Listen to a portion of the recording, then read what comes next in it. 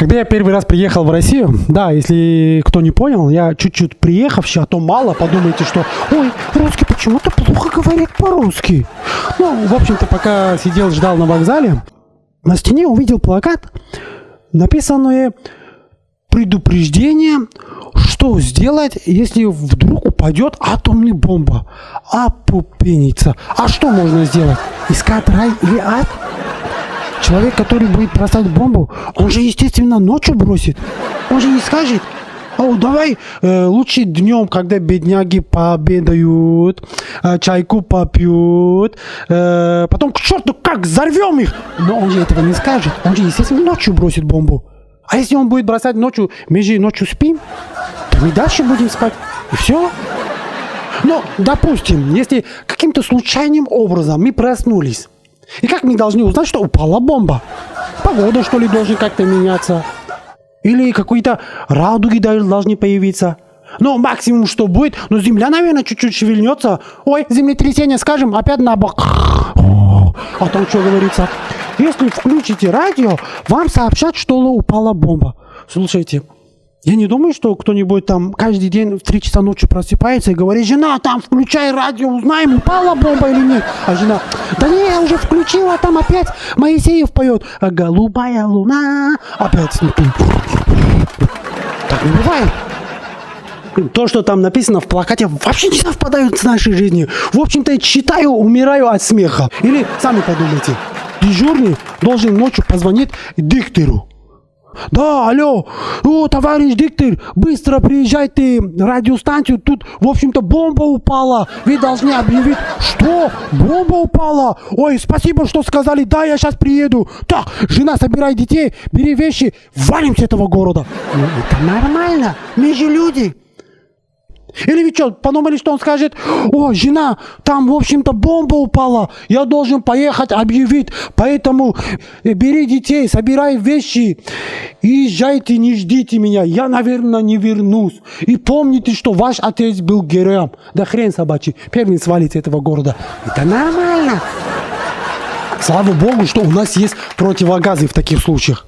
Ну, которые у кого нету дома, естественно. Или у кого-то дома есть противогазы. Ну, противогаз вообще можно увидеть один раз в жизни, если ты служил в армию. И то один раз во время учебки дадут, один их сразу заберут, все, больше ты его не увидишь.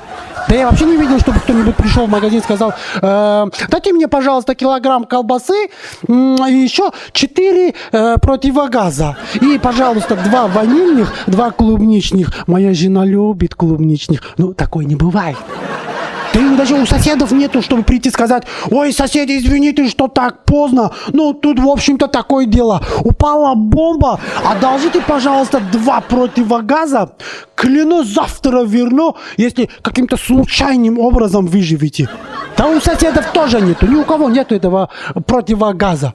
То если так подумать, а если эта бомба упадет во время какой-нибудь свадьбы? Там 300-400 гостей, противогаза 2, только у хозяева свадьбы. Все они вдвоем ходят, муж и жена, противогаза. О, дорогие гости, извините, тут бомба упала. В общем-то, простите, наверное, свадьбу заканчиваем. И 350 гостей без противогаза сидят такие вот прямо в шоке, не знаю, что делать. Поэтому, наверное, извините, ну так случилось, простите. И гости все, уходя, жмут. Не мог купить еще 300-400 противогаза. Ну, простите, но так случился. Ну, вы заходите еще раз. Заходите. Ну, зайдем, если выживем после такого бомбы. После такой бомбы вряд ли теперь куда-нибудь зайдем. А ты останься со своим противогазом, жмот. Да такое тоже не бывает. Да вы вообще когда-нибудь видели, какого размера это противогазы? Да они все большого размера. И что, получается, родители, когда бомба упадет, родители бегут: дети, быстрее, быстрее, а 8 детей сзади идут. Весь в радиациях. Мама в противогазе, а ребенок стоит. Такое не бывает. В общем-то, там что дальше?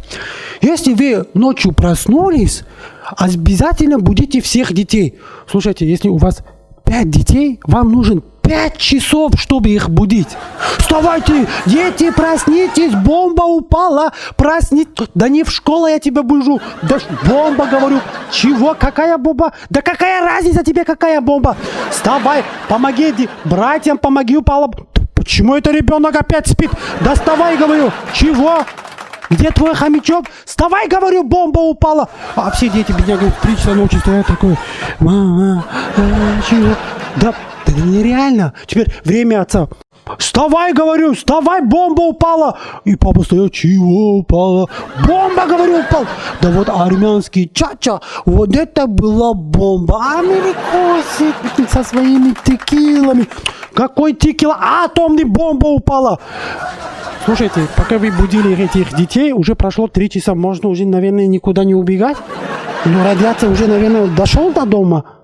Нет, а если вы проснулись, прежде чем выходить из дома, включайте свет, газ и прикрывайте все окна черным штором. Слушай, если дома белой шторы нету, чури откуда найдешь?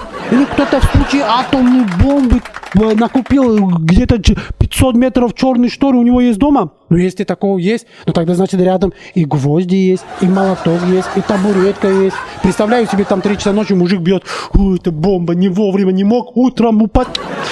Да еще это китайские гвозди. Давай еще гвозди. Жена-то такой стоит. Давай, муж, быстрее, уже 3 часа, как бомба упала. Давай. Да подожди, сейчас молотком дам, ты лучше гвоздь дай еще. Как нету? Да нам еще осталось 10 окно. Мы только одну еще взял. Да, к черту это окно. Что там в плакате было еще написано? Берите все цены из дома. Давай, бери все цены, там, бери пиво. И еще не забудь пирожки. Теперь, когда вы все сделали, не забудьте будить соседей. Это что, 3 часа ночи? Соседи, проснитесь, бомба упала, бомба. Чего? Наверное, американцы, я не знаю. Ну, упала и все там. В радио объявили, что упала бомба. Проснитесь. Врут в радио. Но не знаю, про выборы что-то не врали. Поэтому, наверное, лучше вставать. А доказательства не знаю. Достаньте. Ну, не знаю. А если это сосед-враг? Да, нормально все. Да так, вышел там свежим воздухом подышать. Да, не нормально, спите, да. Проснитесь, бомба. Да, бомба, да, вот, как говорю, хороший был, бомба был, да. Да, спокойной ночи, соседи, да. И в случае что там, прощайте, если что. И самый главный, знаете, прикол в чем? В самом конце, когда вы собрались, теперь найдите ближайшее метро и прячьтесь. О, шайтаны. Не мог вот это написать на первом очереди? Да потому что мы живем в деревне, от нас самый ближайший метро это 500 километров в Москве. А нам что делать теперь? Умирать, что ли? Хоть неделю пойдем. Может, судьба раньше радиации дойдем?